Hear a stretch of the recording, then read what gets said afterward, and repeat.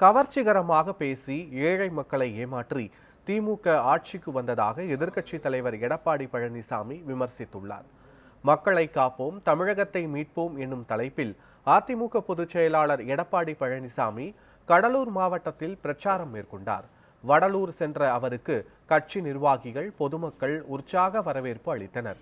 அப்போது மக்களை சந்தித்து பேசிய எடப்பாடி பழனிசாமி, கவர்ச்சிகரமாக பேசி ஏழை மக்களை ஏமாற்றி திமுக ஆட்சிக்கு வந்ததாக விமர்சித்தார். 4 ஆண்டுகளில் செய்யாததை மீதமுள்ள மாதங்களில் திமுக அரசு எப்படி செய்யும் என்று கேள்வி எழுப்பிய அவர், கலெக்ஷன், கமிஷன், கரப்ஷன் தான் திமுக அரசின் சாதனை என்றும் விமர்சித்தார். வள்ளலார் புகழை மறைப்பதற்காக வடலூரில் உள்ள இடத்தை ஆக்கிரமித்து வள்ளலார் சர்வதேச மையம் கட்ட திமுக நடவடிக்கை மேற்கொண்டுள்ளதாகவும் அவர் குற்றம் சாட்டினார்.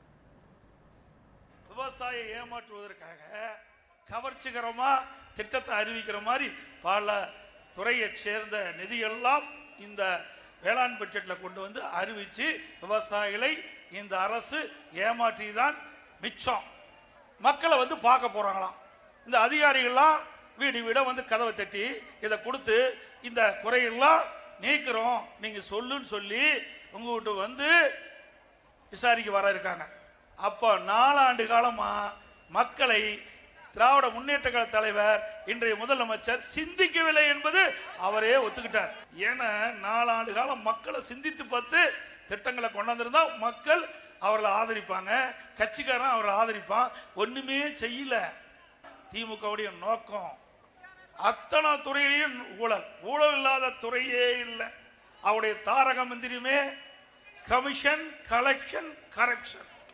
Commission, collection, corruption. இதுதான் இந்த ஆட்சியுடைய தாரக மந்திரம். வேற என்ன மக்கள் கண்டாங்க?